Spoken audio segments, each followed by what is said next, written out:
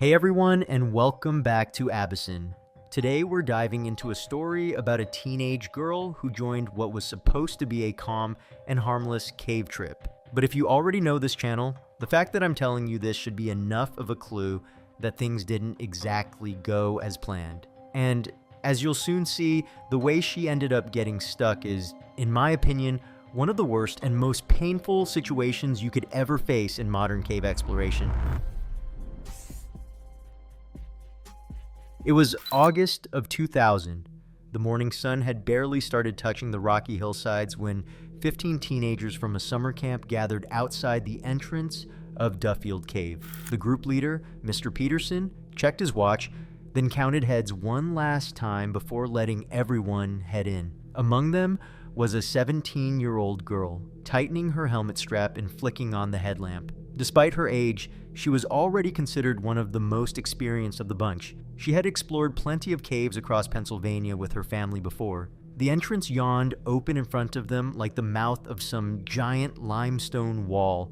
That familiar mix of nervousness and excitement filled her chest as she followed the others into the dark. The first hour went by without any trouble. The group crawled through wide passages, admired sparkling formations, and stopped to take in the main chamber, which looked like the underground version of a cathedral. Her headlamp beam caught clusters of stalactites that had taken thousands of years to form, while they pressed deeper and deeper into the cave system. Eventually, they reached the toughest part. This was the cave's most notorious passage, well known by local cavers for its suffocating twists and brutally tight squeezes. The rock wound around like a giant intestine, forcing anyone brave enough to enter to bend and twist into near impossible positions. It started low to the ground, then pitched sharply upward, bent left, dropped steeply again, curved to the right, and finally opened into a slightly larger chamber. Most of the group wanted no part of it. The path looked way too cramped, too uneven, too miserable to risk.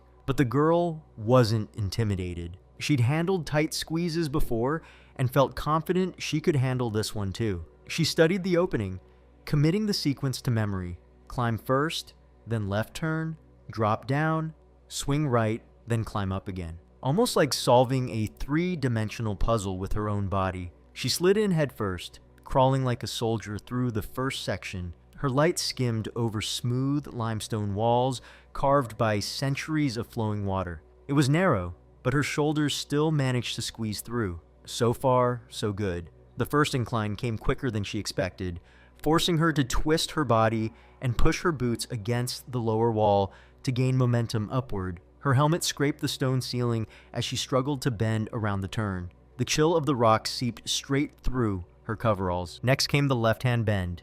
To make it through, she had to rotate her entire body, following the curve like she was tracing the outline of a question mark carved into stone. Her right shoulder pressed hard into one wall while her left hip dug into the other. The squeeze was getting tighter. Then came the downward slope. It felt like being pulled into the jaws of a machine. Her chest pressed against the stone floor, gravity dragging her deeper in. Her breathing shortened under the pressure. She could still hear muffled voices behind her, but they already sounded far away. It was at the right-hand bend that everything went wrong.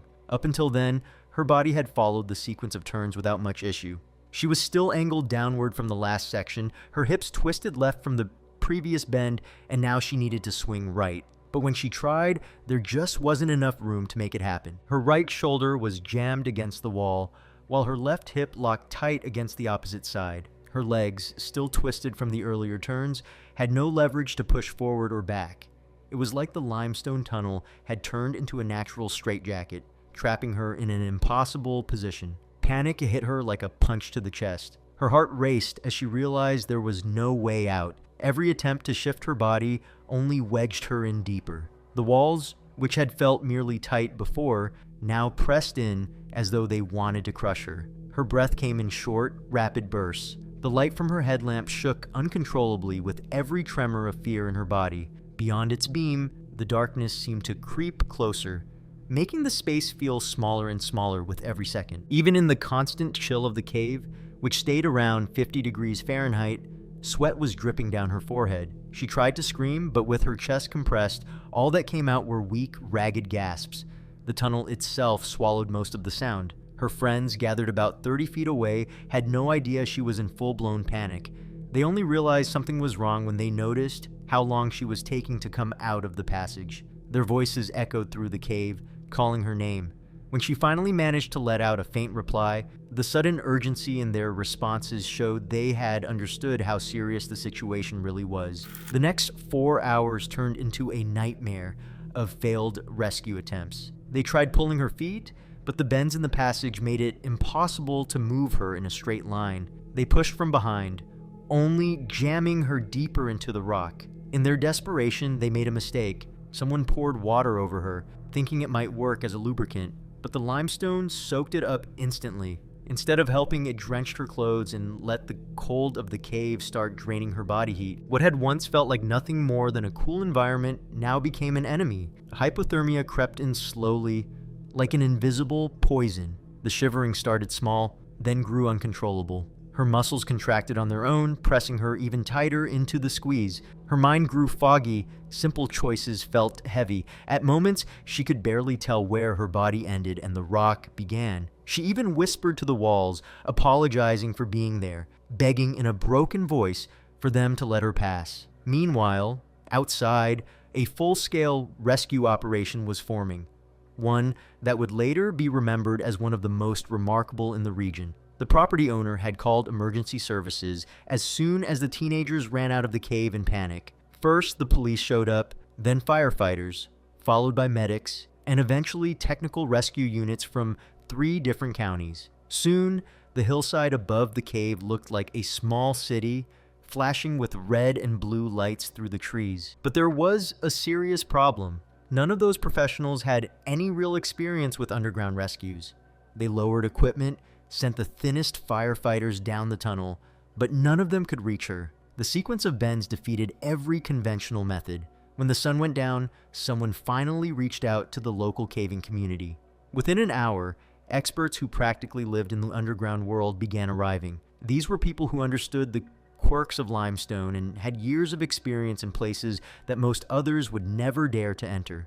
One of the smallest members of the group managed to crawl all the way to her, assess the situation, then came back to strategize with the others. The solution they came up with was both simple and a little humiliating.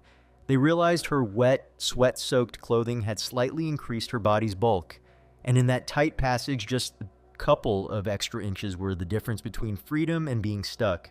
With extreme care, the rescuers removed most of her clothing and covered her skin in cooking oil, which worked as the lubricant the water never could. Freeing her took another full hour of coordinated effort. Every move had to be thought out, every curve retraced in reverse. The team supported her weight and gently guided her body, undoing the twisted positions that had trapped her. When they finally pulled her out, she was barely conscious. Her body weakened by hypothermia and exhaustion. Her core temperature had dropped dangerously low, but she was still breathing.